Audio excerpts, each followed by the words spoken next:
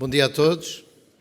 É com prazer que a APDC organiza mais um dos seus pequenos almoços executivos. Eu diria hoje reforçado por termos uma sala maior, o que é sempre um grande gosto, ver uma sala desta dimensão cheia para assistir a um dos nossos eventos.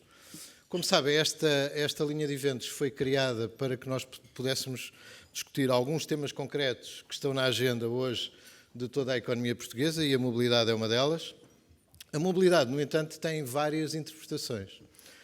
Os operadores de telecomunicações, quando falam de mobilidade, muitas vezes estão-se a referir aos dispositivos móveis e às redes que suportam a comunicação destes dispositivos móveis. É uma definição possível de mobilidade, enquanto que há outros tipos de mobilidade que vão se tornando cada vez mais importantes à medida em que a vasta maioria da população mundial começa a viver em cidades. E é o caso, por exemplo, da mobilidade urbana. Hoje, e cada vez mais, vamos ter cidades maiores, mais concentradas, com uma maior população, e isso vai obrigar a que a gestão dos sistemas da cidade, entre os quais os sistemas de transporte, não só seja mais eficiente com os meios que estão disponíveis hoje, mas também que sejam reinventados outros meios e inventados outros meios de transporte que possam conviver com os meios já existentes, caso dos car sharings, dos bike sharings, etc., que naturalmente vão conviver com aquilo que são os transportes tradicionais no contexto de uma cidade. E obviamente que as pessoas não se movimentam apenas em cidades, mas também entre cidades e regiões, e portanto este tema da mobilidade enquanto transporte de pessoas é um tema hoje fundamental para o homem. Não é apenas um tema fundamental para a economia deste ou daquele país, mas para todas as economias e para as pessoas em geral. Porque uma das coisas essenciais para as pessoas, para além das suas necessidades alimentares e outras, é precisamente a capacidade de se deslocar. A mobilidade também é utilizada, por vezes, noutros sentidos, num sentido mais político, como a mobilidade de pessoas, de bens, de capitais, e esse ainda é um terceiro sentido com que a palavra mobilidade se usa.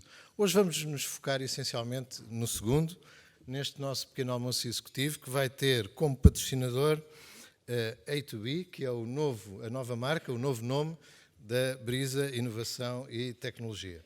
E por isso temos o prazer de termos connosco hoje não só a administração do Grupo Brisa, mas também da Brisa Inovação e Tecnologia, agora A2B, e portanto o keynote speaker vem, como é tradicional nestes nossos pequenos almoços, já estou um bocadinho avançado na hora, da empresa patrocinadora, neste caso da A2B.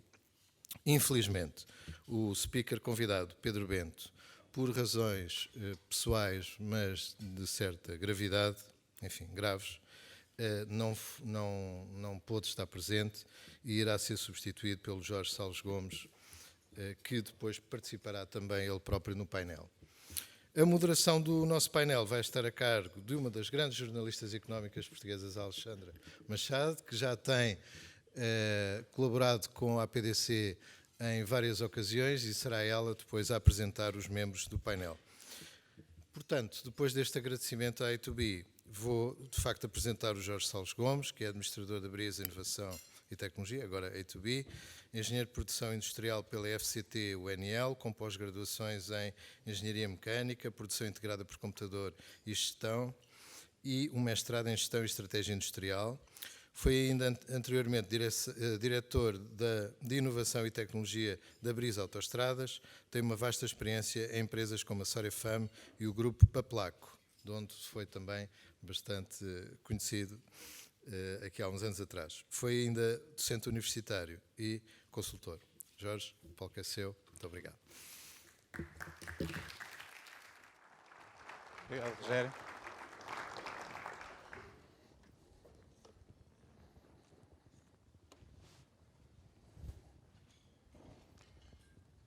Bom dia.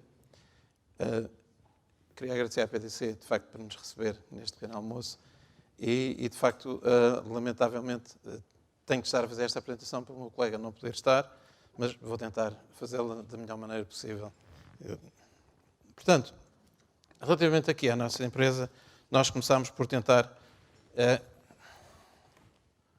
olhar em volta e perceber quais são as tendências na área da mobilidade. Portanto, começávamos por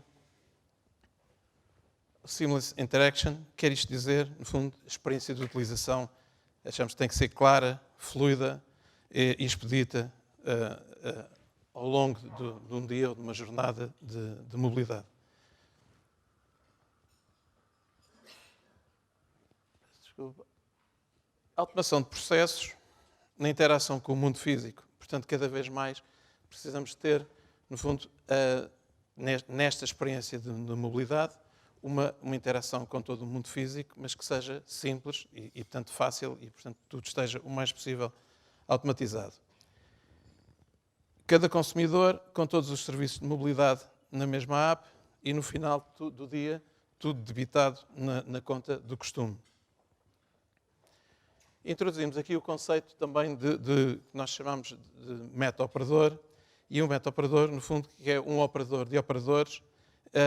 Introduzimos aqui, portanto, questões como os critérios de smart pricing e os conceitos de cliente particular, ou cliente família, ou cliente empresa.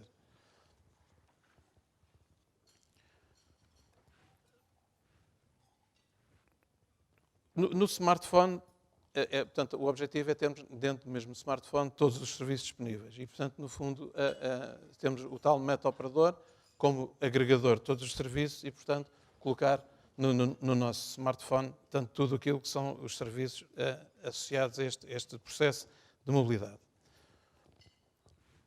Outro dos pontos portanto, a mudança de paradigma. No fundo, a abertura de relação entre todos os prestadores de serviços e o tal meta-operador.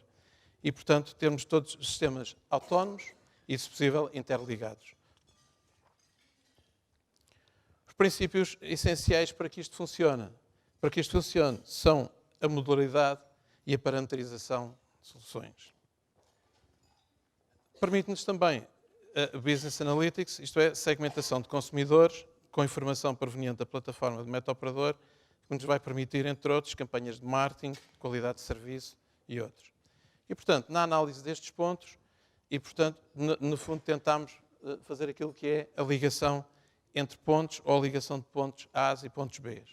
E portanto, é este tipo de conceito de ligação que nós estamos à procura quando criamos esta nossa nova marca.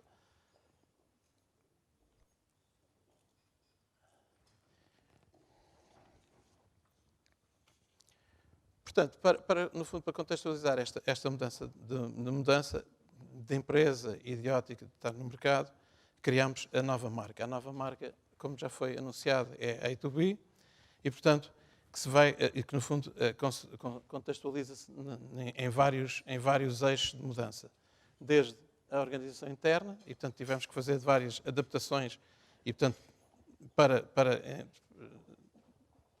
no fundo responder a esta mudança no fundo de paradigma. Na parte das vendas, portanto, estamos com a orientação da empresa para vendas e com objetivos bem identificados. Outra das áreas que nós estamos a tentar desenvolver é a parte da entrega e, portanto, estando no mercado, o conceito de entrega, o eixo é fundamental. Olhar para o mercado e perceber e conhecer o mercado, como é que ele funciona. Introduzimos aqui, passámos no fundo do conceito da lógica de serviço, que foi o conceito que nós adotámos durante estes anos na relação que tivemos com a Brisa, para uma lógica de produto e, portanto, com a modularidade. E, portanto, são os eixos de mudança que estão associados a esta nova marca.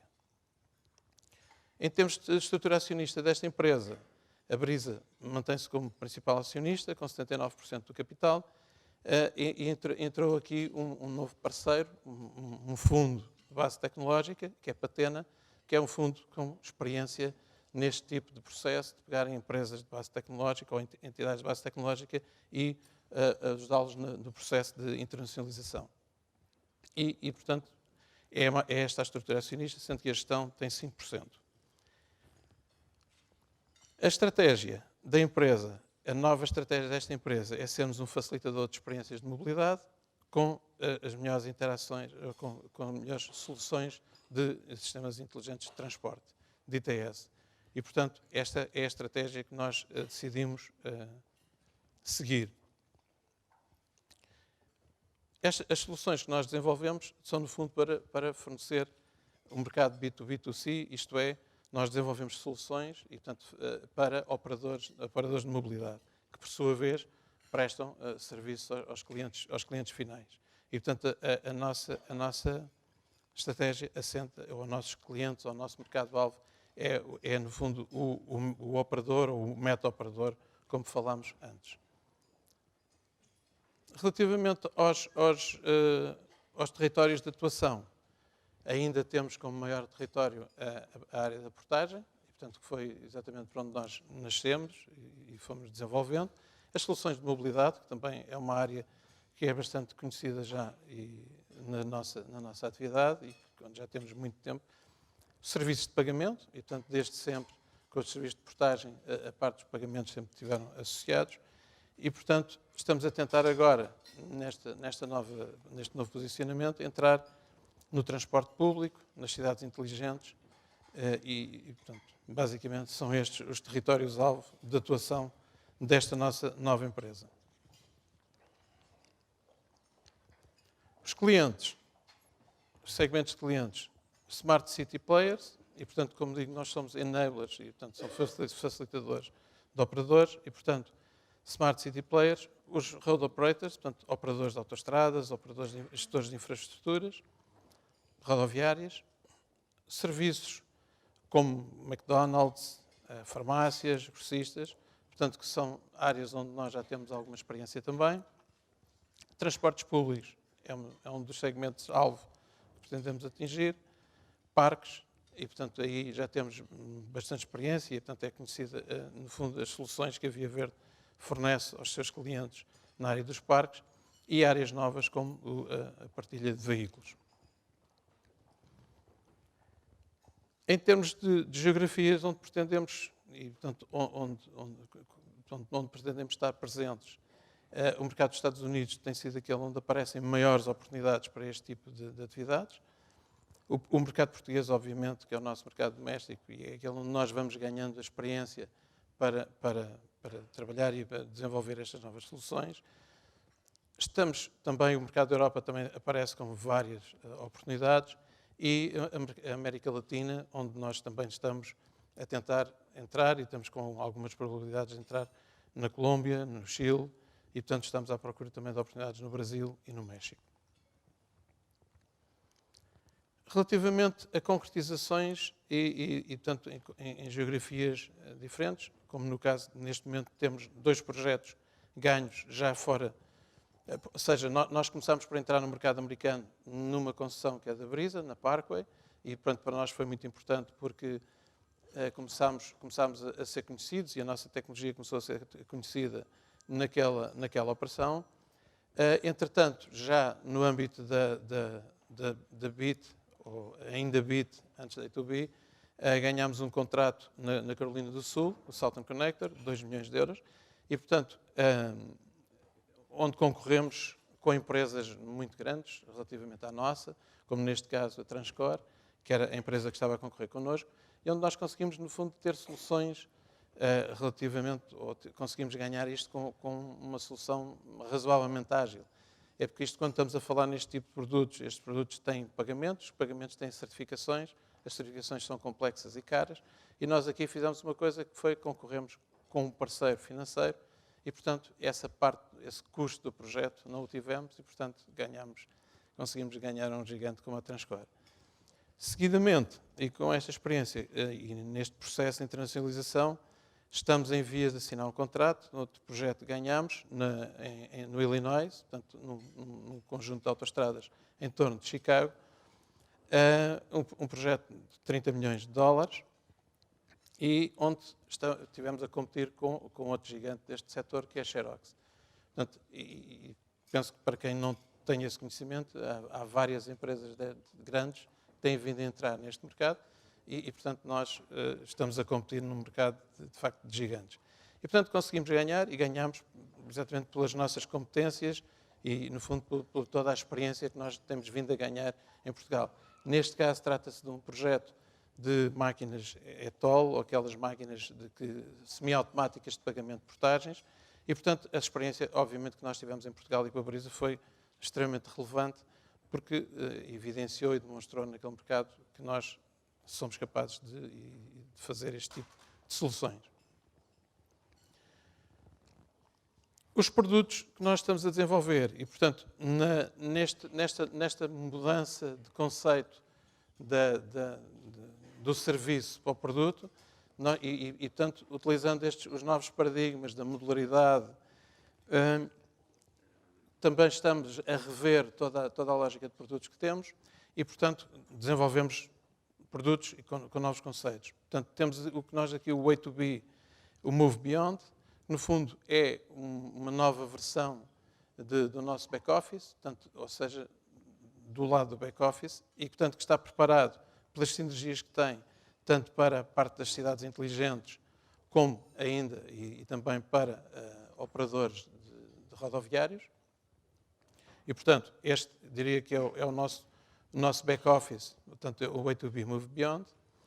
E estamos a desenvolver também, no fundo, a ligação ao mundo, portanto, mais material, ou seja, aos equipamentos que estão nos parques, nas portagens e por aí fora, o que nós chamamos de Way2B Link Beyond. Portanto, no fundo, poderíamos chamar a este o nosso roadside, portanto, que é o equipamento que no fundo, que nos liga ao mundo real. E, por último, para a área da gestão de tráfego, temos o Way2B Atlas, que no fundo era já uma aplicação que nós temos já há alguns anos e que permite fazer toda a parte da gestão de tráfego. Portanto, estes são, no fundo, as 4 linhas de produtos que nós temos hoje, dentro do novo conceito de modularidade e portanto, que nos permite também desenvolver parcerias com outras entidades, de modo a facilitar toda a parte da customização para novas soluções. E, portanto, esta marca pretende, e no fundo o posicionamento da nossa empresa, estarmos ligados aos melhores. E aos melhores recursos, pensamos que temos os melhores recursos humanos e no fundo, é muito o princípio que nós queremos trazer com esta marca. A ligação entre pontos e, portanto, no fundo, estar ligado aos melhores. E com isto ia passar um breve filme que tenta explicar o que é no fundo, a nossa empresa. John lives here and works here, which means that he has to move across the city to get to work. But life isn't just work. John has more things to get done during the day. Wouldn't it be great if this daily commute could be integrated so John wouldn't have to connect to each point separately? Paying, for example, just one mobility bill? That's where we come in. A2B connects companies to public authorities, providing solutions for mobility payments and operations, ensuring that mobility networks are open to everyone, including tolling, with manual and electronic payments using vehicle beacons or mobile apps. Parking, all the way from accessing the parks to easy payments. Vehicle sharing, whether it is a car trip or a last-mile bike ride. Drive-thrus, from food places to groceries and drugstores. Fueling, with effortless tag payments. Public transport, which means linking trains, ferries, taxis, subways, buses, you name it. Every mobility operator is invited to play its part, along with the organizations that manage the road and city traffic, ensuring that all this flows.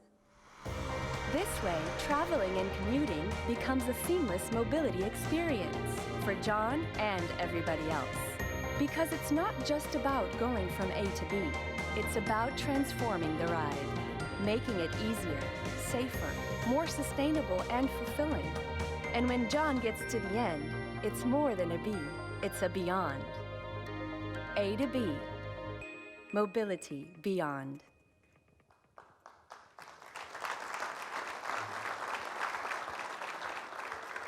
Obrigado.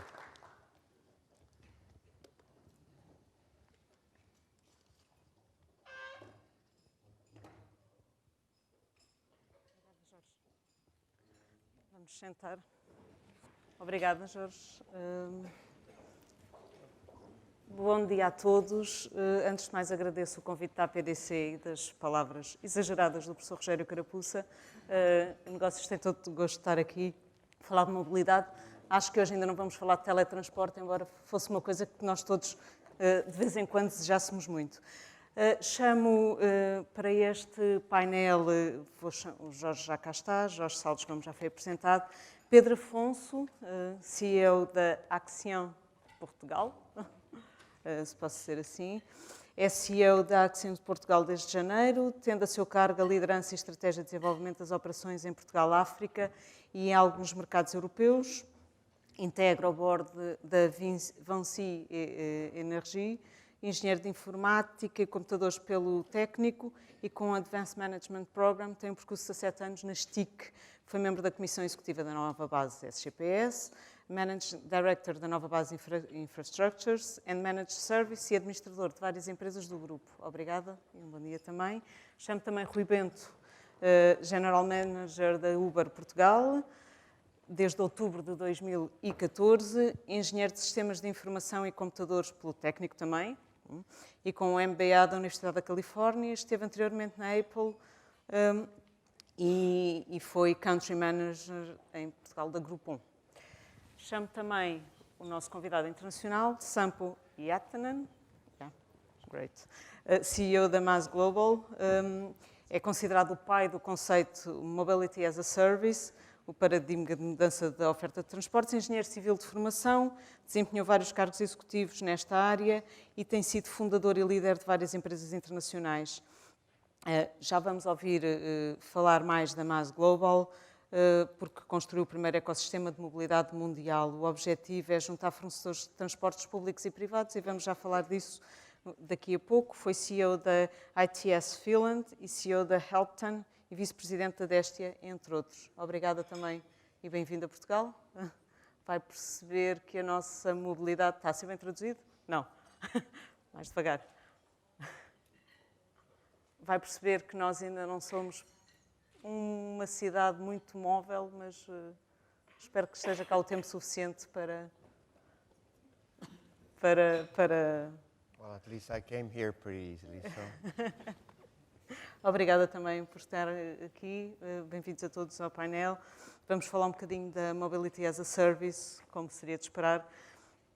E vou já fazer aqui um esclarecimento à mesa, vou deixar os engenheiros. Portanto, cada vez que eu disser o vosso nome, imaginem que eu disse engenheiro atrás, está bem? Como não sou da área, vamos cortar as engenharias. Eu acho que é importante começarmos por falar um bocadinho de isto é tudo muito bonito, mas o que é mais importante? A experiência para o utilizador ou o negócio para as empresas? E começo pelo nosso convidado internacional, porque já tem uma experiência em campo. Agradecia que fizesse só um enquadramento do que é a WIM e do que é que conseguiram na Finlândia fazer. Está um bocado. Well, in Finland, the core for the actual transport policy has been, at least since 2011, has been mobility as a service. Why it hasn't been ready already 2011 is that the whole concept of mobility as a service is not that easy. It's not that someone can just do it alone or one company can do it alone. It means that the whole ecosystem actually has to move at the same time. And by the time of last year, it was just about ready so that the pieces for getting people from any A to any B at any time started to be ready. So I was... How long did it take? How long did it take?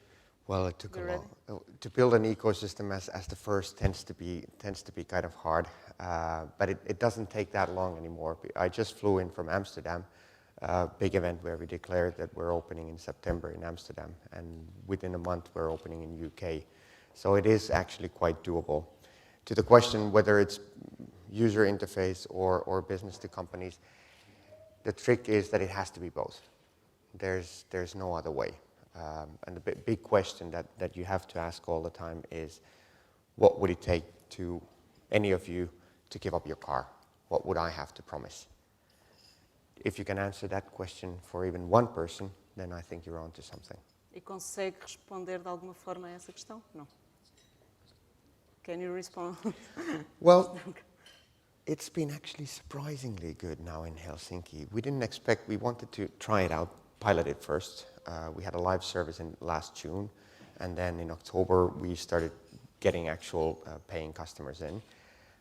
We didn't market at all. We wanted that maybe 100 or something would want to start using it, and we have a queue of 2,500 people who want to subscribe now, and we've used 0 in marketing so far. It seems that people are much more willing than actually us in transportation. I've spoken about this in over 1,000 occasions.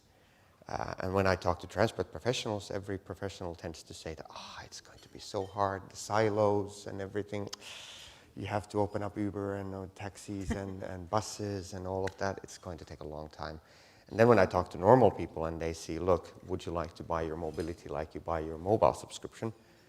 The only one question that they tend to have is, I get it. And then they ask, that shouldn't be rocket science. Why isn't it here yet? Qual é o vosso modelo de negócio? O que é que ganham na aplicação? Por utilizador? Well, think of it this way. People spend roughly in their cars, roughly about 500 euros every month. If I could get almost the same money out of you, but do it in a better way, use public transport, put you walking, biking, give you a car when you need it, hopefully Uber, taxi, all of those when needed, but still have that same level of money. And if I can even affect, which we've been able to now show in Helsinki, the modal split, that we put you much more in public transport than you actually think, well, there's added value in that. Rui, acha que nós conseguimos caminhar para aí? Seria ótimo para a Uber que as pessoas deixassem o carro particular, não é? Mas... Sim, esse acaba por ser o nosso principal desafio, ou seja, aquilo que a Uber vem trazer às cidades é uma forma simples e conveniente das pessoas viajarem com um toque no smartphone. Eu diria que o nosso principal oponente para conseguirmos ter uma penetração grande nas cidades onde estamos, para conseguirmos pôr cada vez mais pessoas em movimento, é o uso do carro próprio, ou seja, a maior parte das grandes cidades de todo o mundo são todas elas cidades muito diferentes, muito heterogéneas. Tóquio é muito diferente de Nova Iorque, Singapura é muito diferente de Londres, Lisboa é muito diferente de Berlim, mas todas estas grandes cidades do mundo têm um denominador comum e um desafio em comum, que são os grandes congestionamentos de tráfego que todas elas têm, que são as infraestruturas insuficientes que existem para transportar todas aquelas pessoas em carros individuais do ponto A para o ponto B. E hoje esse é o nosso grande desafio, é darmos às pessoas a noção, a ideia, a opção de poderem viajar do ponto A para o ponto B sem usarem o carro próprio, que é um ativo que por acaso costuma ser o segundo ativo mais caro de uma família, que passa 96% do tempo parado numa garagem, num estacionamento, que ocupa e que prende grande espaço ou grandes espaços das cidades que poderiam ser dedicados a muitos outros propósitos, especificamente para parar carros durante todo o dia. E, portanto, esse é o nosso grande oponente. E as soluções são várias. Partem, por um lado, por aquilo que nós já começamos a fazer um pouco, que é oferecer às pessoas a capacidade de pegarem no seu telefone, carregarem no botão e terem uma viagem do ponto A para o ponto B. Parte um bocadinho, e cada vez mais no futuro, por termos uma ligação cada vez mais multimodal. Ou seja, é muito interessante o que nós vemos hoje em Lisboa, que mais de 70% das viagens terminam a menos de 500 metros de uma estação de metro. Ou seja, existe aqui uma ligação muito forte entre as pessoas, ou muitas das pessoas usam o Uber hoje para se ligarem às infraestruturas públicas de transporte e assim continuarem as suas viagens. Ou seja, a sua viagem, o seu dia não começa e acaba num Uber, começa muitas vezes no Uber, continua no metro, acaba num comboio, por exemplo. E depois existe mais no futuro, existe a possibilidade das pessoas partilharem as suas viagens e tudo mais, que trará os custos do seu commuting, das suas deslocações cada vez mais para baixo e fará com que o business case de uma pessoa em ter um carro próprio parado numa garagem 96% do tempo passe a ser cada vez mais diminuto e que, portanto, as pessoas cada vez mais percebam que têm a conveniência, mas também têm a economia de terem serviços de mobilidade ou utilizarem serviços de mobilidade em vez de usarem o carro próprio. Pedro, mas isto, de alguma forma, necessita aqui de uma mudança cultural ou não? Claro. Estes temas não têm uma data marcada para acontecerem. São viagens que se fazem ao nível de todos os setores da atividade económica e essa viagem demora muito tempo. Nós acreditamos, dentro do nosso grupo, o nosso grupo tem quase 200 anos. Portanto, já passou as guerras napoleónicas, 2 guerras mundiais, várias transformações na economia e esta é mais uma que vai acontecer nos próximos anos. E, portanto, já apanhámos várias mudanças de geração. Portanto, quando fazemos planos deste tipo, é impossível desenhá-los para 3 anos ou mesmo para 4 ou 5 anos. Portanto, tem que ser a mais longo prazo. E, portanto, são viagens que todos os stakeholders têm que fazer, que demoram o seu tempo. E há aqui um ponto fundamental, que é as novas gerações estão disponíveis para consumir serviços na economia, para comprar os outcomes daquilo que a tecnologia, as infraestruturas e, no fundo, aquilo que nós temos para oferecer, estão disponíveis para comprar isso, mas não para comprar o produto, propriamente dito. Portanto, é por isso que se assiste hoje as novas gerações a comprarem menos carro, a utilizarem mais modelos de partilha de viaturas e mesmo noutras áreas. E aí, se for a outros setores, como as telecomunicações, que vão muito à frente no seu tempo, em relação ao resto das atividades económicas, percebe que todo o consumo hoje é feito já como serviço. Portanto, não há nenhuma razão para nós não acreditarmos que nos próximos anos, e não é nos próximos 3, nem nos próximos 5, que essa viagem é inevitável, vai acontecer. E, portanto, o que nós temos que fazer é preparar os nossos negócios, os nossos modelos económicos, as nossas empresas, as nossas organizações, para viver essa realidade.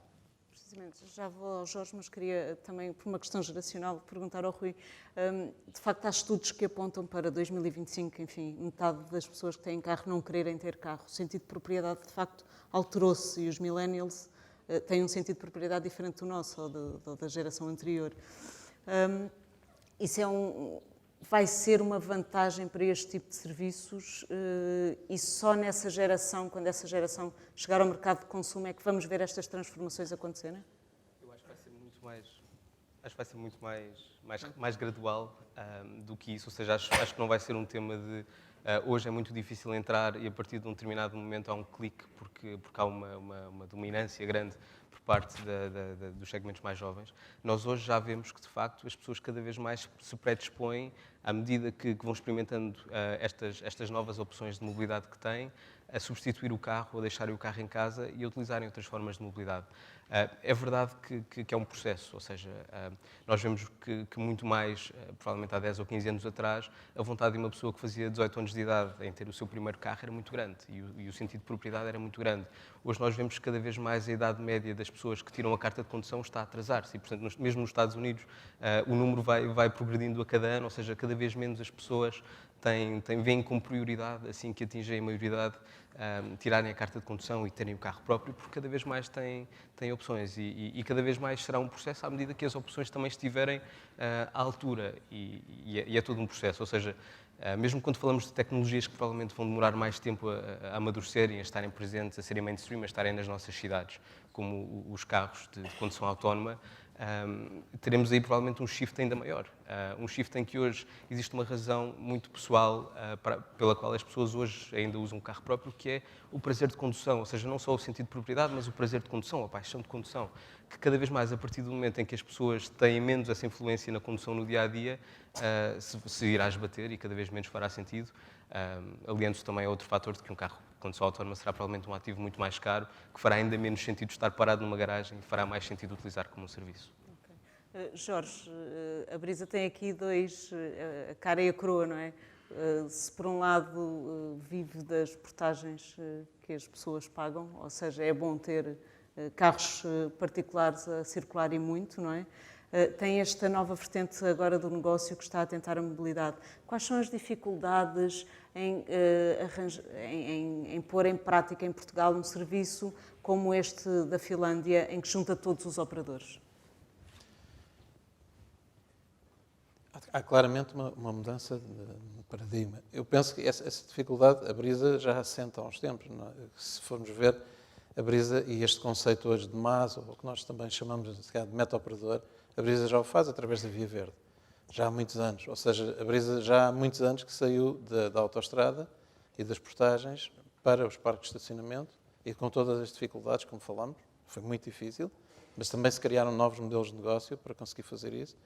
Passou para os drive-thrus, como o McDonald's, as gasolinas, e, portanto, teve aqui um trabalho grande de perceber para já como é que isto se pode fazer, e, portanto, é difícil, obviamente, pôr estes operadores todos a trabalharem debaixo, no fundo, de uma só oferta que é a da Via Verde, é complexo. Mas, pronto, penso que é uma experiência que a Brisa tem e que pode partilhar. E, portanto, Mas essa experiência, esse caso que estava a referir, assenta tudo no carro particular. Juntar operadores de vários transportes será mais difícil, não é? Logo, à partida, juntá-los à mesma mesa para haver uma... Penso que será mais difícil e, se calhar, a solução passa por... Porque eu acredito que todos esses operadores vão querer também ter a gestão dos seus clientes e oferecer. Mas eu penso que isto vai passar muito pela abertura, no fundo, dos dados entre operadores e, portanto, poderem no fundo, aparecer meta-operadores, tal como a Via Verde, poderem vir a aparecer outros que agreguem as várias etapas das atividades de mobilidade de um dia. Mas é possível juntá-los à mesma mesa para isso acontecer ou não? Penso que não é difícil, desde que se perceba as motivações de todos, talvez facilite. E é esse o esforço que a Via Verde tem vindo a fazer, exatamente para conseguir, de facto, sentá-los. Não é fácil. Como digo, são 15 anos e foram muitos anos para conseguir ir sentando operadores de parques, operadores de outros tipos de serviços que a Via Verde hoje gera. Rui, estaria disposto a integrar um sistema destes ou não? Que juntasse todos os operadores? Claro. Não, eu acho que naturalmente faz todo o sentido. Acho que há um ponto prévio importante que é... Se não me está a dizer que não conseguiu o Uber, é? Acho que há um ponto prévio importante que é, quando nós falamos em substituir o uso do carro próprio, que é claramente uma tendência que vai levar anos, não falamos em deixar de haver carros próprios nas estradas. E eu acho que não é esse o ponto. Acho que o ponto é muito uma utilização mais eficiente dos carros que estão nas estradas. Provavelmente é estarmos a ir de casa para o trabalho, olharmos em volta e vermos todos os carros só com o condutor e todos os outros bancos vazios e um congestionamento enorme e a minha viagem de 5 km vai demorar 40 minutos, para uma realidade em que, de repente, os carros são usados de forma mais eficiente, em que são mais partilhados e que, em resultado, eu consigo ter menos congestionamentos de tráfego e consigo ter uma vida melhor na cidade porque me consigo deslocar de forma mais eficiente e mais económica do ponto A para o ponto B. E, nesse sentido, a gestão das infraestruturas onde esses mesmos carros circulam e a parceria e a colaboração de quem gera essas infraestruturas com quem proporciona estes tipos de novos serviços será naturalmente fundamental. Portanto, se nós pensarmos num produto de commuting que nos permita ir de Lisboa a Cascais e de repente comecemos a ter carros que são mais preenchidos nesse percurso, em vez de termos carros que são subutilizados, creio que há uma vitória muito grande e há um benefício muito grande para quem gera as infraestruturas, mas também para quem se desloca do ponto A para o ponto B. Mas as experiências em Portugal de car sharing não resultaram, ou pelo menos aparentemente não resultaram. Eu acho que há um ponto muito importante em relação ao car sharing, que é tipicamente, o car sharing não é uma tecnologia nova, ou não é uma ideia nova, é uma ideia que existe e que surgiu muito na crise do petróleo nos anos 60, onde as pessoas começaram a pensar que partilhar o carro, partilhar o recurso é importante. Mas tem tido sempre uma barreira significativa, que não é conveniente, é uma chatice. Se eu me quero deslocar agora e quero partilhar o meu carro, deslocar-me agora para o aeroporto, se eu tivesse que ir a uma página ou começar a telefonar a amigos a perguntar se alguém vai no mesmo sentido agora viajar, provavelmente seria muito complicado partilhar o carro. Ou seja, não é simples, não se adequar à nossa rotina do dia-a-dia. No entanto, as ferramentas tecnológicas cada vez mais surgem e que me permitem carregar num botão e, de repente, agrupar pessoas que vão viajar na mesma altura, na mesma direção e pô-las no mesmo carro, aí sim começamos a falar de uma realidade diferente, em que, de facto, quem quer partilhar o carro não tem que fazer um grande trabalho de casa para o fazer, tem que carregar num botão e a tecnologia trata do resto. É importante que haja duas coisas, que haja tecnologia que o faça e que haja pessoas a viajarem e a estarem predispostas a utilizar este tipo de serviços. Mas tecnologia existe, não é, Pedro? A tecnologia existe. Nós temos estado a falar no contexto de empresas que têm acesso ao consumidor final. E no nosso grupo, o Grupo Vinci, não tem apetência para ter uma relação direta com o consumidor final. Somos sempre um integrador para operadores como as empresas que estão aqui representadas. E desse ponto de vista, somos um operador de referência a nível europeu, até a nível mundial. E o ponto fundamental é a zona onde o digital está hoje presente no grupo, está muito próximo da zona da energia. E quando nós estamos a falar de fazer revoluções culturais, das pessoas deixarem de utilizar uma plataforma para usarem outra, nós temos que ter um sentido maior nessa que é a utilização dessa nova plataforma. E as novas gerações movem-se, como nós sabemos, também pelos seus propósitos. E há aqui um ponto que é, nós estamos sempre a falar de eficácia no trajeto do ponto A ao ponto B, mas há também um outro lado que é quanto limpa é a viagem que nós fazemos. Ou seja, que tipo de energia é que nós utilizamos na viagem que vamos fazer. E desse ponto de vista, nós acreditamos, nos próximos 10, 20 anos, este tema da mobilidade está agarrado a uma outra coisa, que é a transição energética. Ou seja, hoje, a forma como nós colocamos energia, nomeadamente energia elétrica, ao serviço da mobilidade, é um ponto fundamental e que não podemos esquecer. Porque se nós estivermos a falar de construir uma rede, por exemplo, para autocarros limpos, em algumas cidades da Europa, vai ser daqui a poucos anos, em cidades acima de um certo número de habitantes, em que todo o sistema de autocarros tem que ser a energia elétrica. E nesse caso, nós estamos a falar de tecnologia, não só para o acesso, ou no fundo para termos o contexto daquilo que são os utilizadores finais, mas também tecnologia para gerir de forma inteligente e eficiente a energia disponível para esses sistemas. Porque hoje o ponto que se coloca é este. Ao nível do transporte público, ou ao nível do transporte coletivo, já há uma espécie de as a service in place há muito tempo. Aliás, este conceito do as a service, só uma curiosidade, a Vinci Energies tem provavelmente o contrato mais antigo do mundo comercial com um cliente. Que é qual já agora? É um contrato que tem cerca de 200 anos e que é renovado de 3 em 3 anos, que é a iluminação da Assembleia Municipal de Paris. Obviamente que há 200 anos atrás era feito com velas, hoje é feito com LEDs. Portanto, houve de facto uma migração na tecnologia ao longo deste tempo todo, mas o modelo de serviço está em place há muito tempo. Portanto, não estamos a reinventar a roda desse ponto de vista. Já existia. Portanto, o ponto é como é que nós, hoje, com as plataformas digitais que temos, passamos a ter o contexto do utilizador. Porque o ponto é, quando eu vou apanhar um metro, quando eu vou apanhar um autocarro, quando eu vou apanhar um táxi, eu sou um utilizador indiferenciado. Portanto, as viaturas passam lá, nós passamos lá, movimentamos, mas somos completamente indiferenciados. Hoje, com o tema do digital, nós temos o contexto da pessoa. E quando nós temos o contexto da pessoa, do utilizador, e não é apenas a autenticação dele numa plataforma, não é apenas isso. É, eu sei o que é que ele costuma fazer, sei quem são as pessoas com quem ele costuma ir, sei quais são os trajetos que ele costuma utilizar, eu tenho o contexto da pessoa. E, portanto, todo o trabalho que é preciso fazer a montante de desenhar a infraestrutura de uma cidade, onde, obviamente, a mobilidade está no centro dessa infraestrutura, tem que ser desenhada para este conceito unicast, que é eu preciso de uma solução de mobilidade para mim. E nós vivíamos, se quiser um paralelo novamente com as telecomunicações, vivíamos num conceito de broadcast, que é, existiam sistemas de transporte nas cidades e completamente indiferenciadas. Portanto, eu podia apanhar um táxi, como a Alexandra podia também apanhar um táxi, eu podia apanhar um autocarro. E hoje, este conceito de termos o contexto do utilizador, eu diria que é o conceito novo e é o que o digital traz de diferente àquilo que são as infraestruturas. E é onde nós podemos encontrar modelos de negócio, onde seja possível, não só, e para nós há duas coisas que são fundamentais, é não só o tempo da viagem do ponto A ao ponto B, mas também quanto limpa é que é a viagem. Sampo, devagarinho. Várias questões aqui. Qual foi o problema com o Uber, em primeiro lugar?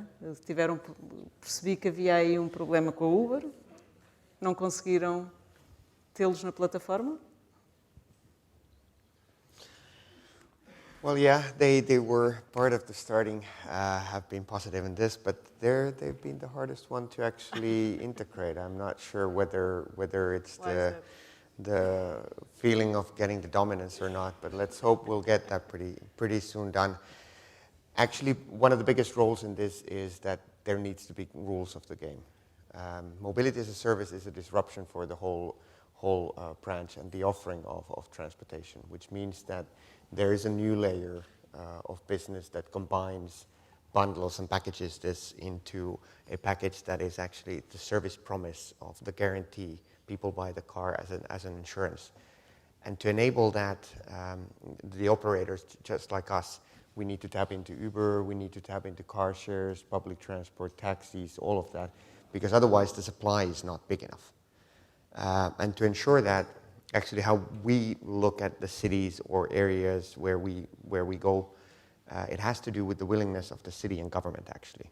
Even though I would say do not start a tender because that's when you mess up the whole mobility as a service market, but the willingness to push for it. I'll tell you an example. Good ones in Finland, okay, they've been doing this for a long time. Helsinki has a vision for the city, which I kind of like. It has to do with equity, equality for people, is that they want to make sure that by 2025, you're able to lead a perfectly good life without being forced to own a car. Because now, quite many actually are forced to own a car. You can't live a good life without it. That's a good one. Secondly, as I told, the government has been pushing in the ministry.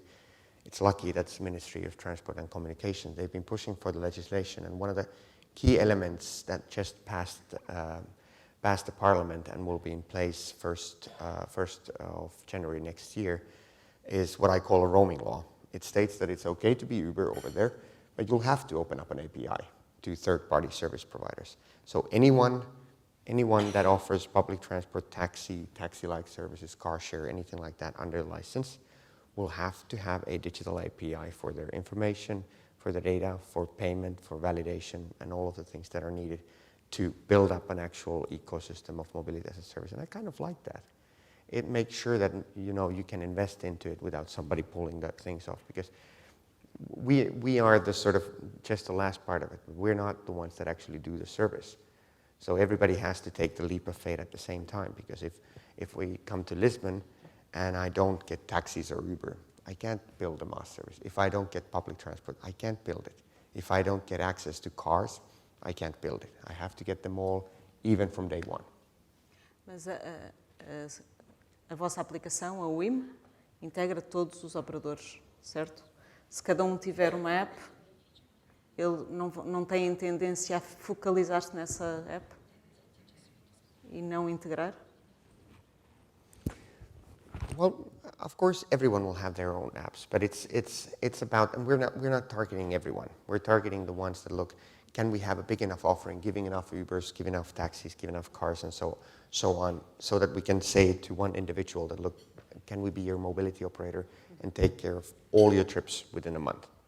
Of course, for not everyone's going to be our clients, and there will be those that, okay, I want to have the Uber app, most of them will, and so on.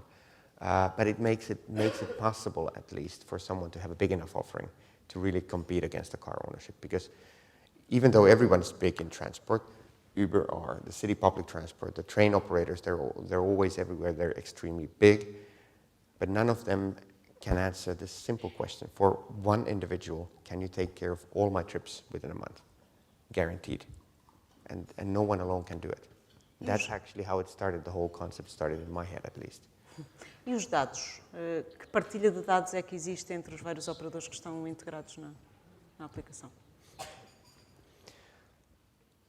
Normally, actually, nowadays, the trends exist in a way that data is available most of the time. The routing exists, information about locations of different means of transportation exist. The hardest part tends to be the background payment and validation, especially in public transport.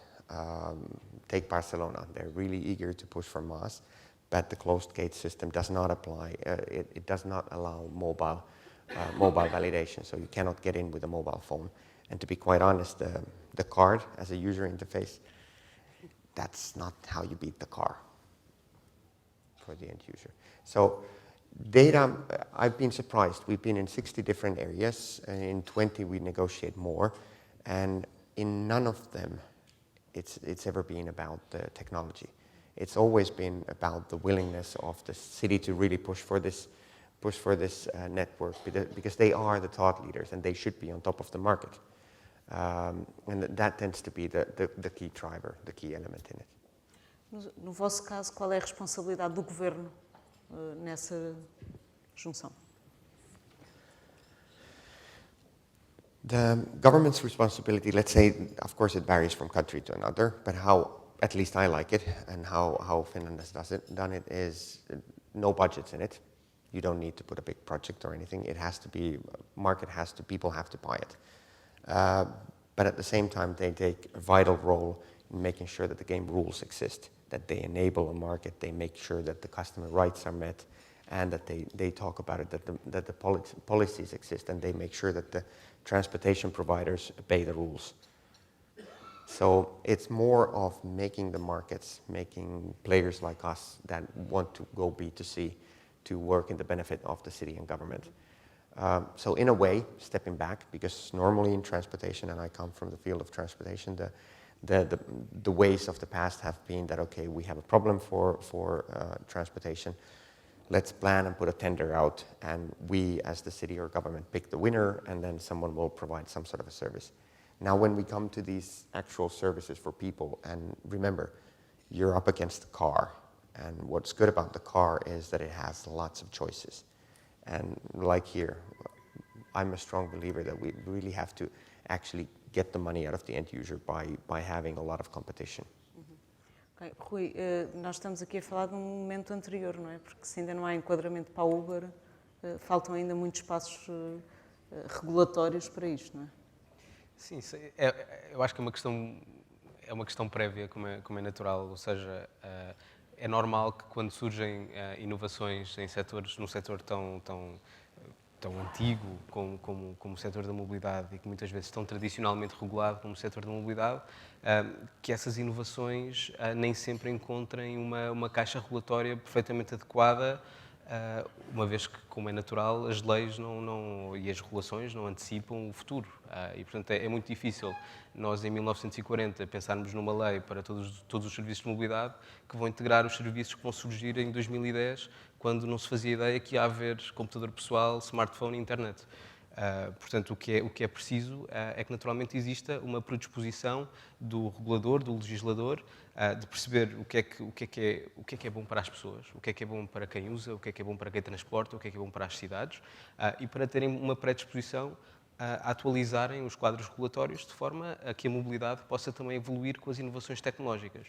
O caso português é um caso muito particular em que, de facto, existe um conjunto de quadros regulatórios que permitem a existência de plataformas como a Uber e dos operadores que são parceiros da Uber, mas são quadros regulatórios que não foram criados a pensar nesta realidade, e daí toda a discussão pública que existe, e daí também a necessidade que existe de se atualizar esta regulação para algo que seja feito de raiz, a pensar neste novo tipo de serviços.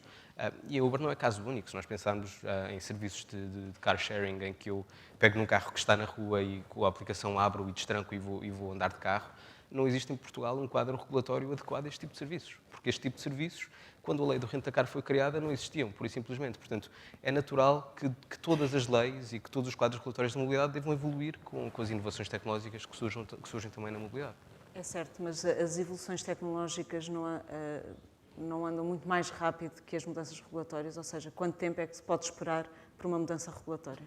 Andam, daí que seja preciso que haja, em primeiro lugar, um sistema existente para que a regulação seja revista periodicamente, ou seja, a partir do momento em que a tecnologia muda tão rapidamente a forma como nós utilizamos e consumimos bens e serviços, essas regulações devem ser atualizadas com alguma frequência, mas também devem ser abertas o suficiente para que possam acomodar e para que possam ser inclusivas de tecnologias que possam surgir no futuro. Ou seja, se nós criarmos regulações que são muito fechadas naquilo que existe hoje, por definição, algo que surja amanhã provavelmente não vai enquadrar em algum destes aspectos. Portanto, ter, por um lado, um processo suficientemente robusto para que possa ser revisto regularmente e ter, por outro lado, uma regulação que seja inclusiva o suficiente para que possa acomodar a inovação tecnológica, são dois princípios básicos que são muito importantes em qualquer regulação onde se espera que a tecnologia vá impactar e ter um efeito. A proposta de lei que está em cima da mesa responde a esses desafios ou não? A proposta de lei que está em cima da mesa cria, em primeiro lugar, um quadro regulatório que torna toda a existência e a operação de plataformas e serviços como a Uber muito mais claro para todos. Portanto, só este primeiro passo de existir um quadro que torna muito mais transparente a operação e a utilização destes serviços é um primeiro passo muito importante. Depois há aspectos que funcionam melhor e outros que funcionam pior, mas só a noção de se criar e se dar este passo é em si uma noção muito, muito importante e que esperamos que aconteça e que tenha conclusão em breve.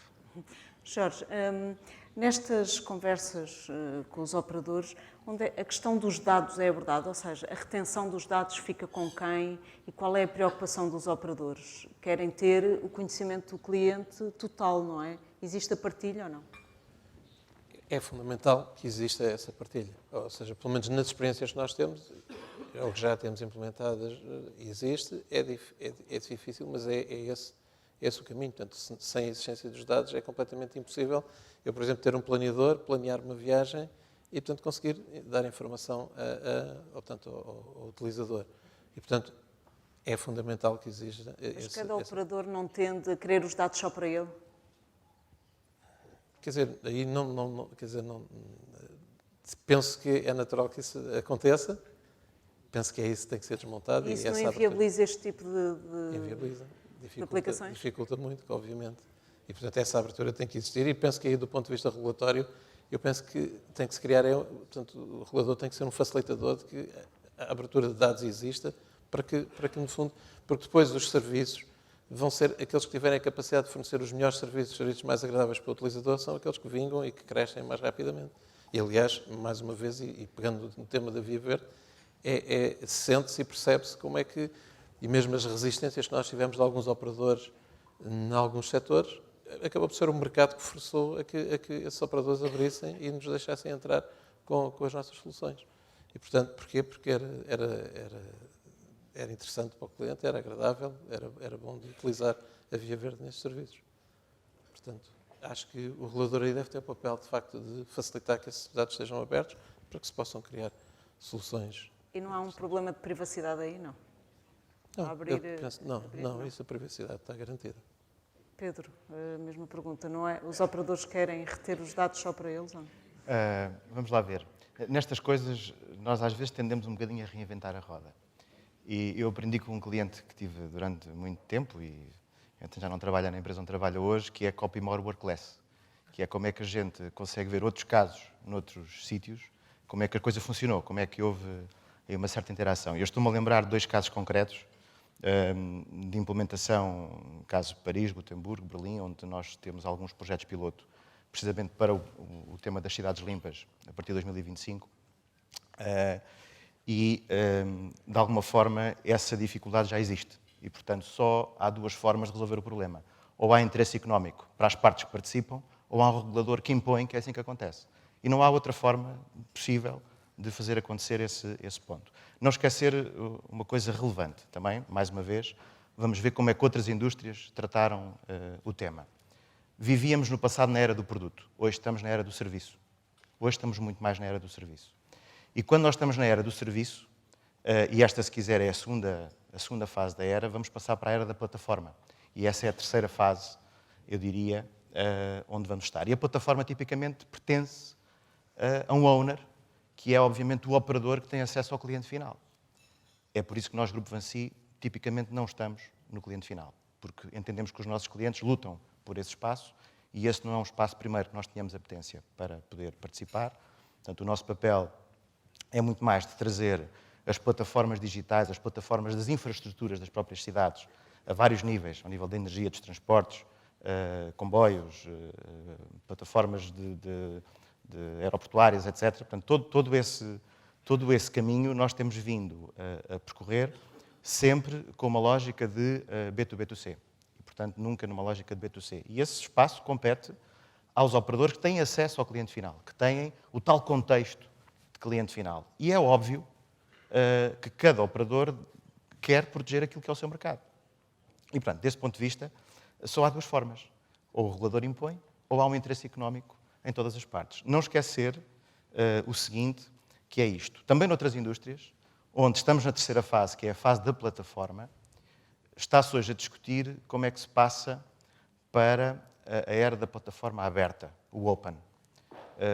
Repare, mais uma vez usando o exemplo das telecomunicações, peço desculpa, mas é de facto o exemplo que está mais avançado desse ponto de vista, ainda hoje os operadores de telecomunicações não têm plataformas partilhadas, têm plataformas fechadas. Cá. Pronto. Existem agora tendências de plataformas abertas, como os over-the-tops, não é? E há operadores de over-the-top que utilizam, de facto, os operadores como bitpipe vendors nesses temas e, portanto, usam apenas a sua infraestrutura de passagem para entregar esse serviço aos utilizadores finais. E talvez aqui pudesse haver uma inspiração sobre como é que, nesta área da mobilidade, também se pudesse abrir as plataformas para este modelo. Porque se nós estivermos a discutir na terceira fase, que é a fase da plataforma, como é que eu integro a minha com a tua, não vai acontecer. Acho muito difícil.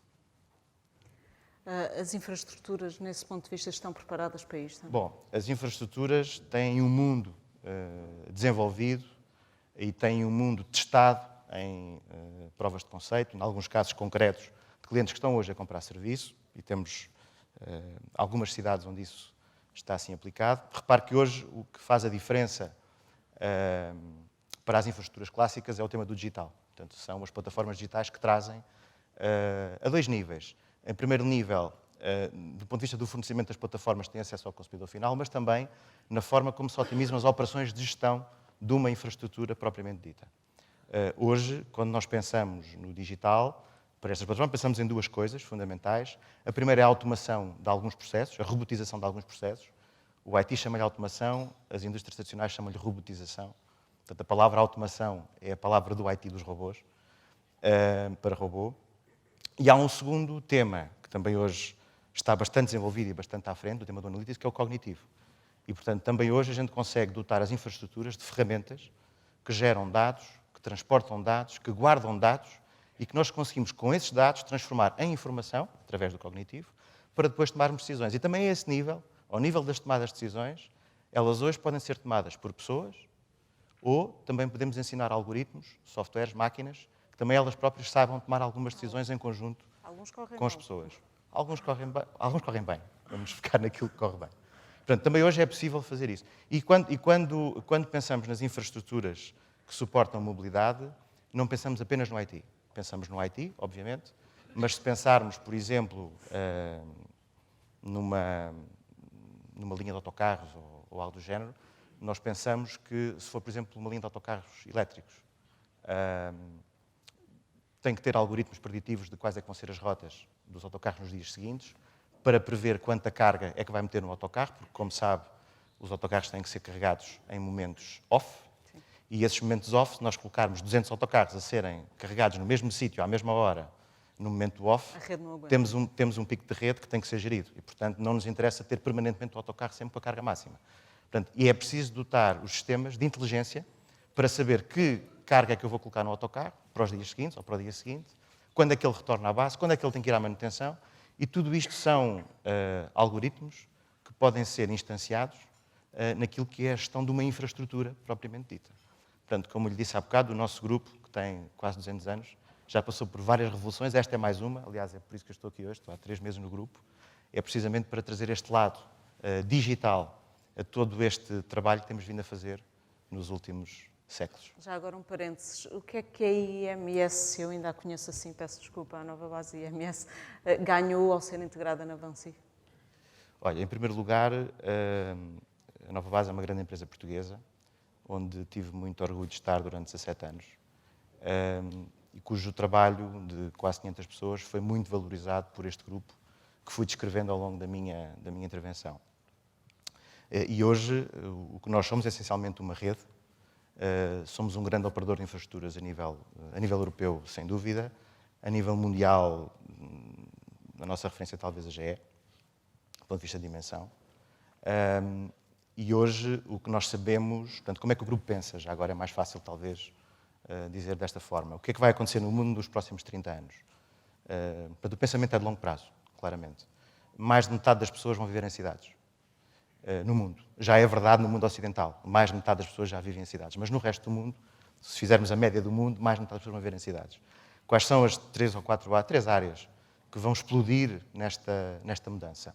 Bom, o transporte aéreo neste caso, a energia e o digital. São as 3 coisas que vão surgir. É por isso que tem visto o grupo fazer várias aquisições pelo mundo, todos os anos, eu diria todos os trimestres. Há uma aquisição qualquer numa destas três frentes. E também acreditamos que o facto de estarmos expostos a uma rede que está presente em mais de 100 países do mundo nos dá um canal comercial diferente daquele que temos quando estamos sozinhos. E depois há uma nota importante que há uma coisa que é a Vinci no mundo, depois há outra coisa que é a Vinci em Portugal. Portanto, a Vinci em Portugal hoje tem a ANA, a área de energia, com a sua técnica, e a antiga Nova Base IMS, hoje a Acciones Portugal. E, portanto, é um grande grupo privado hoje em Portugal. E como é que Portugal é gerido no grupo? Que é outra coisa importante. É não só a Vinci em Portugal, mas também Portugal no grupo. Bom, somos um dos 20 maiores países dentro do grupo fora de França.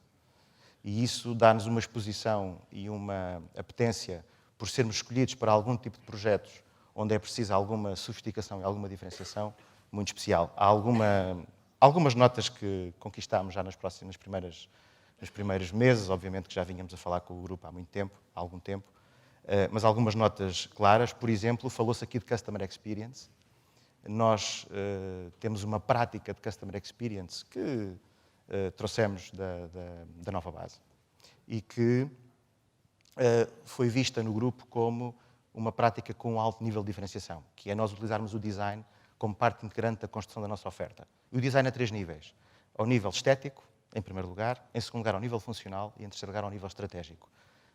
E isso é hoje instanciado em ferramentas específicas que nós instanciamos no grupo e, portanto, há um centro de competências que foi já criado a partir de Portugal e que nós estamos hoje a fazer formação em 5 países na Europa para, de facto, utilizarmos essa ferramenta como uma ferramenta parte integrante daquilo que é o desenvolvimento da nossa oferta. Porque, de facto, tudo isto que a gente está aqui a falar começa nas pessoas. Começa na utilização efetiva dos serviços de mobilidade.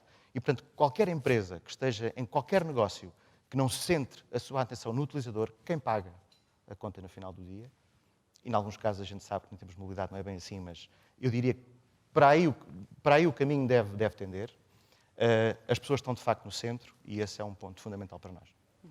Muito bem, fechamos o parênteses da IMS, da Vinci, e pegou aí num ponto importante que é a rentabilização deste tipo de aplicações, de serviço. Como é que se rentabiliza, sabendo nós, pelo menos em Portugal, que os transportes públicos são deficitários por natureza? Não pode falar da experiência portuguesa, mas como é que se rentabiliza este tipo de serviços? That's a good point. It remains to be seen. Well, the chance of making something profitable comes from the price point of the car. The total market for mobility is roughly about 10,000 billions annually. It will be pretty big in Portugal as well, and at least for looking at the cars outside, I think that people are spending quite a lot of money. So the trick is if you can get them to spend the same in the services. You know, I'm a civil engineer for transportation myself, and one of the early calculations that we made a long time ago, I'm not that old, was that a normal city person here in Lisbon, like everywhere else, could actually save money by using taxi or nowadays Uber for all of their trips and still be saving money. At least for me, that kind of came out, and why isn't anyone making business out of this? Saying that, okay, give me the money that you're spending on a car and go as much as you want, because then it changes your mind shift, because then you can say, okay, I don't have to pay every single time for Uber. Look, I'm covered, I can do as much as I want. Now the trick for this is you'll end up doing 3.5 trips a day, 6.7 kilometers on average. And if we can produce those kilometers, those trips, in a nicer way, not putting you into taxi every time, putting you more and more into public transport, then you can start making money. But the money in people's pockets, that exists. It's actually strange why people do pay for something that they do not use at all for the insurance purposes. And the more and more I talk to people, urban young people, they have their car and they say, yeah, I'm not really using it, but I kind of have to have it. Yeah, I use it maybe once a month for going out somewhere. So it's all about answering those questions. And normally it's just a small fraction of their trips that they really need the car for. And for that, to say, okay, you get a better car for that. Qual é o vosso plano de negócios? Ser rentável há quanto tempo? Well, it'll take roughly about 5 years, and if you read The Economist, we'll be bigger than Uber in that time. At least they said. I didn't say that. No, it is quite scalable. And why it's scalable? Because the pieces exist everywhere. There's always taxi or Uber. There's always public transport in pretty much everywhere.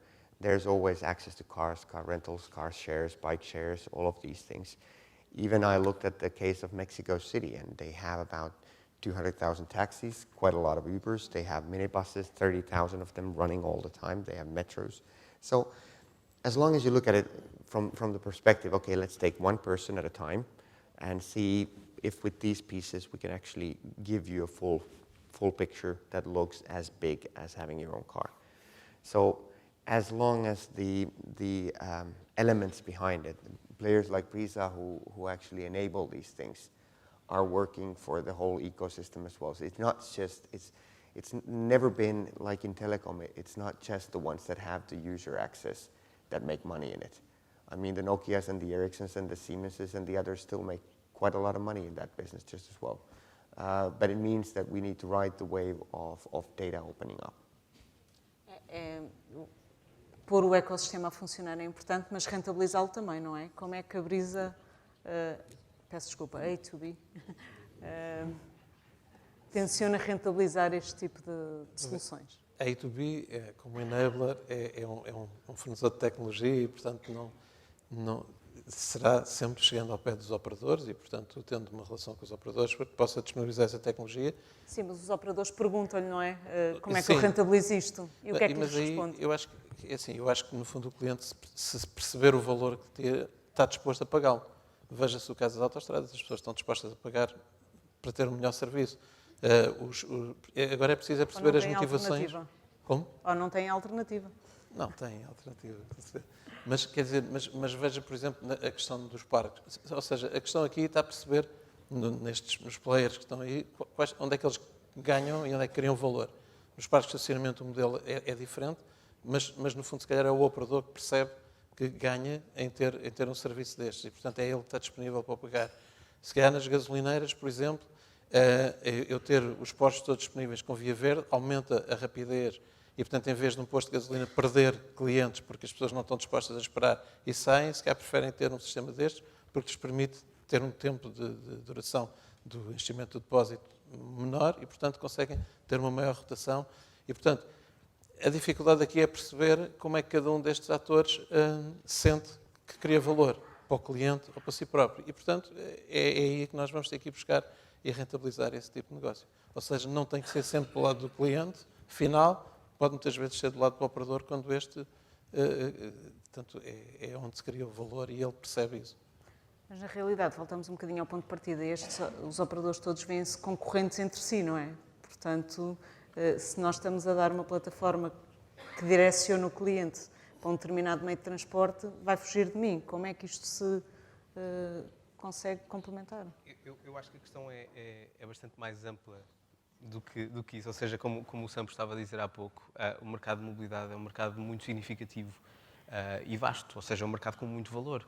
E muito desse valor está retido precisamente no uso do carro próprio, como falava há pouco. Ou seja, eu acho que as plataformas de tecnologia que vêm proporcionar serviços de mobilidade, precisamente como um serviço e não como um produto, têm muito mais a ganhar em trabalhar juntas e coletivamente do que em simplesmente competirem umas com as outras. Porque o mercado, a oportunidade que existe para substituir o carro próprio e trazer estas pessoas que hoje investem num carro próprio que passa o tempo todo na garagem para utilizarem Portanto, o concorrente uma destas... é o carro próprio. É, precisamente. E o que nós vemos é muito isso. Ou seja, hoje as pessoas usam muito as novas plataformas, o car sharing, o ride sharing, seja Uber, seja outros, de forma muito integrada e não significa que por usarem Uber só usem a Uber nas suas viagens. Significa que para aquela ocasião provavelmente a Uber era a melhor opção que tinham, mas não significa que seja a única opção que têm. Sampo, queria... It's exactly this. We have some early results from Helsinki. Now, where does the money come from? It comes away from the car ownership. That actually takes away from the huge market. It takes away 85% of the market. Even in places like Amsterdam, where I was yesterday, where the modal split is quite nice, the market, the money still lies on the car that's underused. And when we've been the operator now for some people in Helsinki, the modal split for public transport, it rose by the users from before and after much more than we expected. They used to have 48% modal split for public transport, whereas now it's 74%. So that's a quite significant rise. At the same time, they bought taxis over there with over 100 euros more than they bought before. And the same applies to car rental using all of that, because of course, you're not relying on the underused asset of a car. So you start using quite a lot more of the other services, which means that for the transportation providers, now you're in the 15% market. And if you open up to mobility as a service, you're in the 100% market, which multiplies the whole market size. E o cidadão, o passageiro, está disposto a pagar um premium para ter essa junção de operadores ou não? Well, it's not really a premium, because if you compare it with a car, you're saving money. I have two kinds of questions. For the first package that we had was, now we have quite a lot of them. The first package was 250 euros, which is, in Finland, people spend, on average, over the whole population, way over 300. And the ones that have a car spend over 500 euros. And I got two kinds of calls. Some are saying, look, the public transport ticket is only 50 euros. No one's going to buy this 250 euros. That's way too expensive for anyone to have. And then I had the second type of calls, which was, how can you make it that cheap? It's only 250 euros. That's saving hundreds and hundreds of euros for me every month. It's about what type of perception do people have in that. And the added value, where you say the premium or anything like that, it's not, we can't live on the commissions on top of Uber or anything like that. It has to be with the service promise. Quite many are willing to pay a lot of money for that car, because it's not a car, it's an insurance. It's a mobility insurance guaranteeing you freedom of mobility, the chance of going anywhere. If we can say, look, we'll give you the same freedom, we will guarantee you can go any place at any time, then that's where we have to be making our money, that we make the efforts. If Uber's not there, we'll get you a car, we'll get you a taxi, we'll get you somewhere. The big question in Finland is always, how do I get to summer house? And if I can say, look, it's in the monthly subscription, go, have a car. It's nicer than your car. We have the oldest cars in Europe, actually. So you get nicer, your new car, you don't have to worry about. So it's about that convenience. It's also about the convenience, not having to register to all Ubers and taxi apps and car share apps and all of these, but you're once and you have open doors to everything. E o transporte aéreo? Quando é que se pode juntar aí? I can reveal that much, that we're quite far in negotiations with at least a couple of airlines, with the idea that, look, once we get nice roaming, let's say within Europe, that, you know, when I'm here in Lisbon, the same roaming applies, that my subscription from Finland gives it to me. Of course, many ask, so when do I get flights? How much would it be for unlimited flights and all ground transport? And you wouldn't believe that it's actually not that expensive to have unlimited flights as a part of it. And technically, that part's already gone. They're far beyond ground transport and digitalization in aviation, so you can actually have that already. So within a couple of years, you can expect quite a lot in that. Em que países é que estão? Estão a trabalhar em vários países? Well, as of now, first in Finland. Within a month, we start in UK. I just came from Amsterdam, saying that at least by September we'll open up in Amsterdam, and we're getting to at least two more areas this year, and then next year, if all goes well, then it's going to be bigger expansion. Não em Portugal. Well, it's actually, in this room, we have enough people to decide the date. I mean, we know if there's willingness and openness to get this going, it takes about 3 months from us to get going. So after this, over the coffee, just decide a date and we'll be here. Jorge, isto seria um concorrente? Não, penso que para já no nosso campo. Não, acho que não são nossos concorrentes. Como é que estamos? Pode-nos fazer aqui só um breve ponto de situação do projeto em Portugal? Como é que está a andar? É um projeto de mudança, como dizia há pouco, é um projeto de mudança de conceito. Portanto, nós vivemos e, portanto, nascemos e crescemos a trabalhar para a Brisa, numa lógica de ir desenvolvendo todos os serviços que a Brisa tinha necessidade e, portanto, obviamente ganhamos aí um conhecimento profundo em toda a cadeia, desde o back-office até ao que nós chamamos de roadside, seja o identificador que está no carro, sejam os serviços que disponibilizamos nos parques, nas gasolineiras, nas portagens. E, portanto, essa é a experiência que ganhamos. Ganhámos alguma experiência também interessante quando internacionalizámos a nossa tecnologia nos Estados Unidos e, portanto, percebemos novos mercados, percebemos como é que, no fundo, nós já tínhamos uma tecnologia aberta e conseguimos integrar tecnologias que lá existiam e, portanto, foi pacífico, foi relativamente pacífico. Daí as portagens, é um negócio tradicional, não é? Portagens, gestão de tráfego. Hoje em dia já temos, no fundo, gestão de tráfego as a service, tanto também na cloud. Portanto, são experiências que fizemos. Por outro lado, temos estado a partilhar ou a participar em termos de tecnologia numa experiência que a Brisa tem também na Holanda, na BNV, onde nós temos sido parceiro tecnológico e onde temos também estado a tentar com eles desenvolver novos conceitos de sistemas de mobilidade e de pagamentos, positive tolling e outras coisas, tanto inovadoras do ponto de vista do serviço ao cliente. E portanto, agora nesta nova perspectiva de abertura para o mercado e internacionalização, o que estamos a fazer é aproveitar toda essa experiência e, portanto, estamos a rever, no fundo, todas as tecnologias que temos para permitir que as tratemos como produtos e que possamos disponibilizar plataformas, desde parte do back-office até ao roadside, plataformas para parceiros que estejam connosco nestes mercados. Mas eu perguntava em concreto como é que está o projeto da mobilidade junto aos operadores, enfim, tem aquele projeto com a Carris e o metro de Lisboa, creio que é, não é? Esse é um projeto de Via Verde, está mais, portanto, nós não estamos tão próximos desse projeto, portanto, não sabemos que há evoluções, as coisas estão-se a desenvolver, estão-se a fazer alguns protótipos, mas ainda estão, pelo menos, muito no início. E já agora, é a curiosidade jornalística, vocês não tinham um projeto no Brasil, não estavam a desenvolver um projeto no Brasil? No Brasil, portanto, a Brisa teve uma operação no Brasil e no âmbito dessa operação desenvolveu um projeto que se chamava Sem Parar. No fundo é uma coisa idêntica à Via Verde, mas pronto, a Brisa hoje não tem já relação com esse projeto. Esse projeto cresceu, andou por seus pés e, portanto, a Brisa hoje não tem nenhuma relação com ele. Apesar de que aparecem-nos algumas oportunidades no Brasil e, portanto, temos uma oportunidade que está muito no início, mas achamos que vai ser um mercado, com certeza, onde nós vamos estar num futuro próximo. Desculpa a pergunta, mas disse que o projeto do Carris e do metro era da Via Verde, mas vocês trabalham com a Via Verde, não? Nesse tipo de projetos?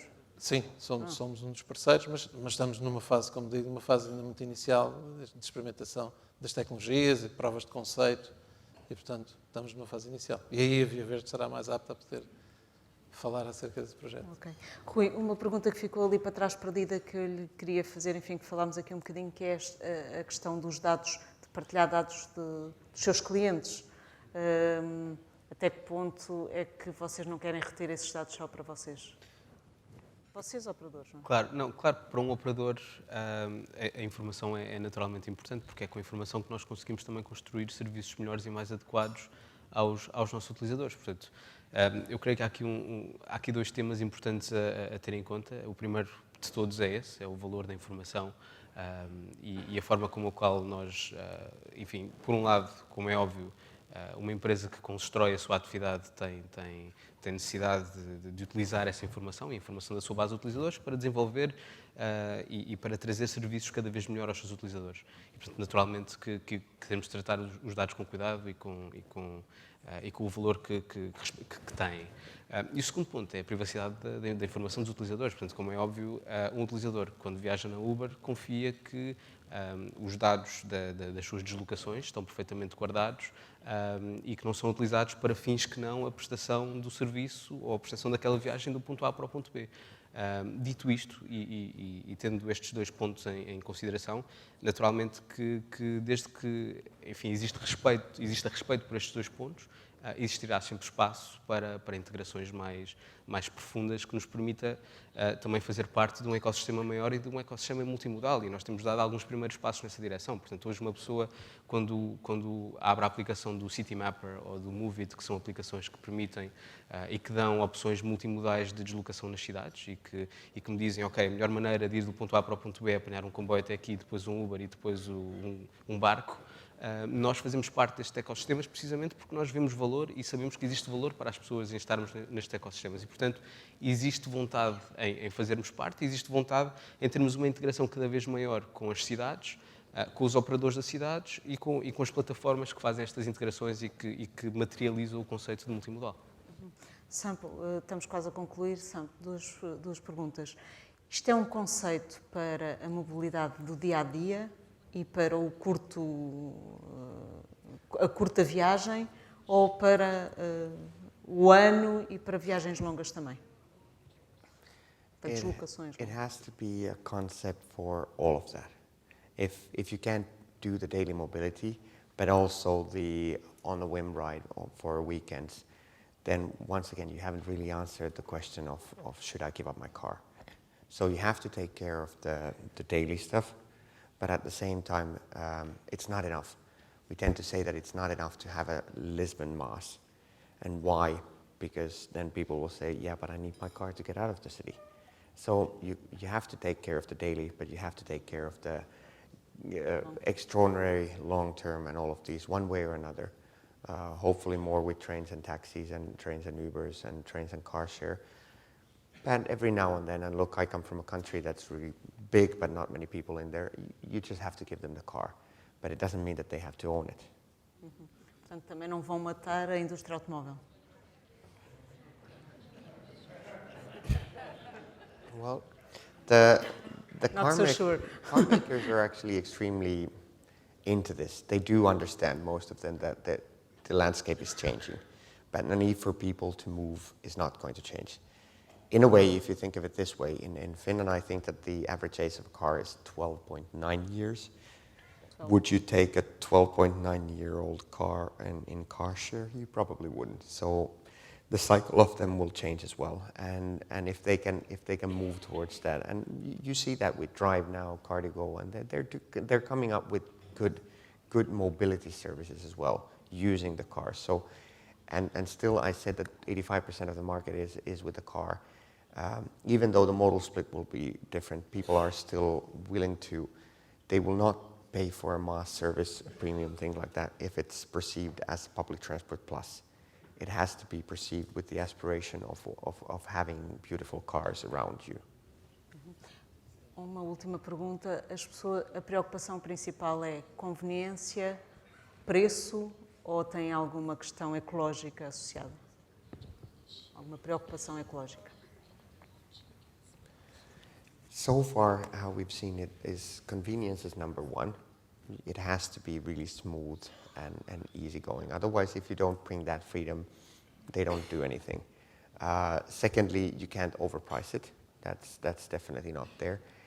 But more and more, the ecological aspect is there. We always have the routing. We have different is fastest and get on going soon, and then there's the greenest version of everything, and it's been chosen quite a lot. So you kind of have to have it all. Not many will just take the ecological choice if it's not at the same time convenient and in a way priced nicely. Okay. Uma última pergunta geral para acabarmos. Estamos mesmo a terminar. Igual para todos e peço uma resposta relativamente rápida, que é: qual é a principal oportunidade e a principal ameaça deste tipo de serviços? Jorge, comece por si, agradecendo desde já a participação. A principal oportunidade, eu penso que, do ponto de vista, e olhando para nós, este mercado que se abre tem uma oportunidade muito grande, que é, no fundo, todo o desenvolvimento tecnológico que pode estar a suportar este tipo de atividades. Portanto, achamos que há aqui uma oportunidade e é por isso que nós, no fundo, estamos a lançar esta empresa e estamos no mercado internacional. Obviamente que, juntando a isto, também a experiência que nós já temos, portanto, muitos anos a levar este modelo para a frente e, portanto, conhecedores desta tecnologia, eu penso que é essa a grande oportunidade. E a ameaça? Quer dizer, acho que a ameaça pode ser, eventualmente, de facto, a dificuldade que operadores possam lançar na partilha de dados para que se possa, de facto, fornecer um serviço como deve de ser e assim. Portanto, tirando isso, eu penso que é o futuro e, portanto, há coisas que não têm caminham naturalmente para aí. Exatamente. Obrigada. Pedro? Sim. Muito rapidamente. Portanto, ver isto em 3 pontos fundamentais. Em primeiro lugar, que use case é que a gente está a tentar resolver, que problema é que estamos a tentar resolver, isso tem que ser identificado. Em segundo lugar, que business case é que se constrói para isso. E em terceiro lugar, como é que se organizam os players para isso acontecer. Depois, a principal ameaça à mudança neste tema é a adoção pelas pessoas. É a adoção deste tipo de plataformas pelas pessoas, sobretudo as pessoas mais tradicionais. E isso talvez mais visível naquilo que é o carro próprio, e se estivermos a falar em Portugal é o carro próprio, mas se estivermos a falar noutros países na Europa, pode ser a moto própria ou pode ser a bicicleta própria. Portanto, é no sentido de veículo próprio ao serviço da mobilidade. Portanto, esse eu diria que é a principal ameaça. A principal oportunidade, e aí vou focar em Portugal. Eu sou um realista positivo, os pessimistas dizem que eu sou um otimista, mas realisticamente, de forma positiva, nós hoje temos muito mais pessoas a vir a Portugal, de fora de Portugal, estrangeiros. Temos Lisboa, que parece uma cidade como Paris ou como Londres, onde se falam N línguas, se for à Baixa, se for ao Chiado, etc. O que significa que o turismo está visível, a gente, se passear pela cidade, percebe isso. E, portanto, eu aprendi com uma pessoa que está aqui na sala, que é, neste tema do digital, muitas vezes não é preciso capital, é preciso miolos. E há aqui uma pessoa que está dentro desta sala que mencionou isso uma vez e eu nunca mais esqueci isso. E, portanto, havendo a oportunidade de muita gente a movimentar-se no nosso espaço, no espaço português, com certeza algum negócio com viabilidade vai surgir. Rui. Eu acho que o mais interessante é que oportunidades há mesmo muitas e há um espaço muito grande por explorar, ou seja, se calhar para a maior parte das pessoas que estão nesta sala, a Uber é uma aplicação que carrega um botão, aparece um carro e leva-me ao destino. Acho que o que é importante é trabalhar no que é o próximo passo e no que é que pode ser uma boa oferta para as pessoas e, portanto, nós cada vez mais damos vários passos para tornar esta oferta de mobilidade melhor para as pessoas. Um deles é, por exemplo, o tema que se falou há pouco de carros mais ecológicos e, portanto, nós vemos que uma opção de viagem que é o Uber Green, que foi lançado em Portugal, que foi exportado e que neste momento já existe no Reino Unido, em Paris, em Marrocos, na África do Sul, é uma alternativa de mobilidade interessante a partir do momento em que, por um lado, as pessoas gostam de ter a experiência de viajar num veículo sem emissões poluentes, mas também porque, e sendo muito honesto, o business case pode ser muito interessante para quem conduz estes carros, para quem deixa de pagar combustível e pode pagar a eletricidade, para quem pode ter custos de manutenção muito mais baixos e pode ter uma oportunidade económica muito mais interessante. Mas há outras oportunidades. O carpooling bem feito e com o apoio de boas ferramentas tecnológicas é muito interessante também para quem viaja, porque de repente, ao partilhar o seu carro, paga menos pelas viagens para ir do ponto A ao ponto B, mas também para quem transporta pode ser interessante, porque em vez de transportar uma pessoa no banco de trás do ponto A para o ponto B, transporta 2 ou 3 e, portanto, tem um modelo de negócio mais interessante. E depois existe um espaço também, por exemplo, se pensarmos no pricing, porque não termos um modelo de subscrição, que é algo que nós já estamos a experimentar em várias cidades dos Estados Unidos, em Nova Iorque, em Washington DC, em que as pessoas, de facto, pagar por viagem é uma coisa, e as pessoas fazem, mas pagar uma subscrição e saber que podem usar aquilo que quiserem, abre novas portas e, portanto, abre um espaço muito maior à utilização de serviços de mobilidade, precisamente como um serviço e não como um ativo. Quem sabe, se o quadro regulatório permitir.